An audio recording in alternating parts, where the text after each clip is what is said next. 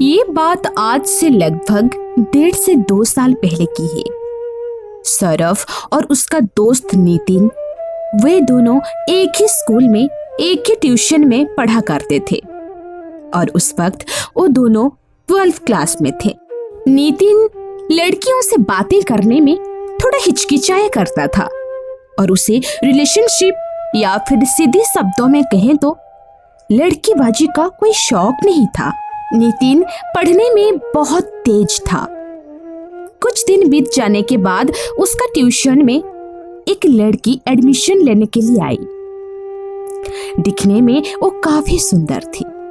Height उसकी थोड़ी छोटी थी। उसका ट्यूशन में और भी लड़कियां थी, पर सच कहें तो इससे सुंदर कोई नहीं थी। जैसे ही वो अगले दिन ट्यूशन में आई तो ट्यूशन के सभी लड़कों की नजर उस पर ही थी, केवल नितिन को छोड़कर। उस दिन अंकिता नितिन के बगल में ही बैठी थी। जैसे ही वो उसे क्वेश्चन सॉल्व करने लगी तो उसे आता नहीं था, तो नितिन ने अचानक से उसे बताया कि तुम ये गलत मेथड से सॉल्व कर रही हो, ये क्वेश्चन ऐसे सॉल्व नहीं होगा। और फिर अंकिता ने उससे बोला कि आप ही करके बता दो एक बार। फिर नितिन ने उस क्वेश्चन को समझाया और समझाने के बाद अंकिता ने उसे थैंक यू बोला। ऐसे ही पढ़ाई को लेकर धीरे धीरे उनके बीच और बातें होने लगी। वो दोनों ट्यूशन में हर रोज एक साथ बैठने लगे ताकि कुछ डाउट होने पर वो एक दूसरे से पूछ लिया करें। फिर धीरे धीरे दोनों ने फेसबुक पर भी बातें करना शुरू करी और थोड़ी दिन बाद उन्होंने व्हाट्सएप नंबर भी एक्सचेंज किए। ट्यूशन के बाद या फिर स्कूल की छुट्टी रहने पर जब भी सौरभ नितिन के घर जाता था तो वो देखता था कि नितिन हमेशा अंकिता के ही साथ चैटिंग पर लगा रहता था और जैसे ही उसका मैसेज देखता तो सौरभ नितिन को अंकिता अंकिता कहकर चिढ़ाता था। उन दोनों के बीच अब थोड़ी पर्सनली बातें भी शेयर होने लगी थी। एक दिन क्या हुआ कि नितिन सौरभ के पास आया और उसने सौरभ को बताया कि भाई मुझे अंकिता से प्यार हो गया है। सौरभ ने बोला कि तू कब से प्यार व्यार में पड़ने लग गया? तो उसने बताया कि यार अंकिता जैसी लड़की मैंने अपनी जिंदगी में पहली बार देखी है। मैंने उसकी खूबसूरत देखकर उसे प्यार नहीं करने लगा हूँ, बल्कि उसका नेक दिल और उसकी सच देखकर मैंने उसे प्यार करने लगा हूँ।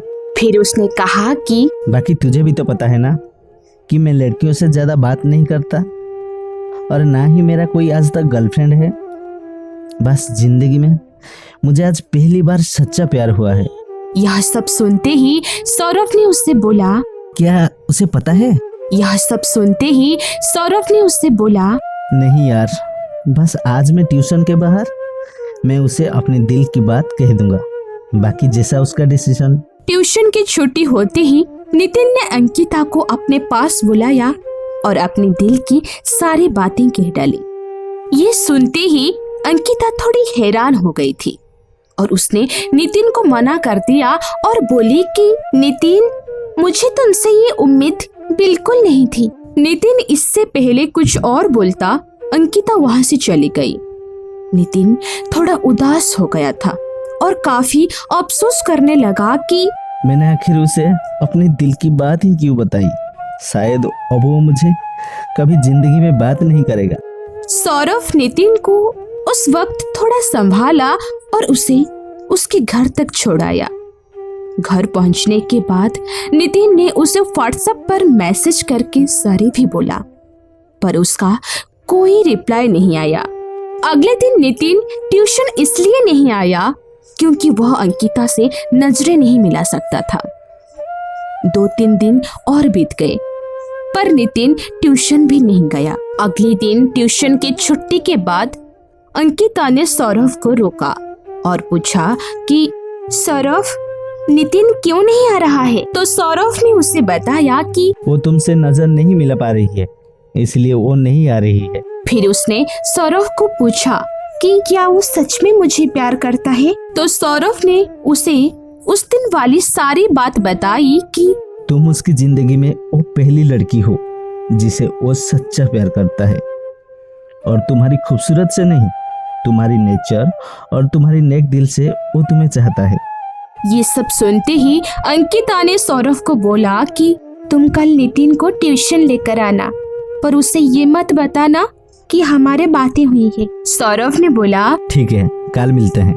उसने जैसे तैसे नितिन को अगले दिन ट्यूशन लेकर आया। ट्यूशन में नितिन एकदम मायूस होकर बैठा था। जैसे ही ट्यूशन खत्म हुआ तो अंकिता ने नितिन को रोका। नितिन थोड़ा डर गया कि कहीं वह उसे चाटा ना मार दे, और वो जाते ही नितिन के गले से लग गई और उसे आई लव यू कहा। नितिन के चेहरे पर अचानक मुस्कुराहट आ गई थी और उसने भी उसे आई लव यू टू बोला।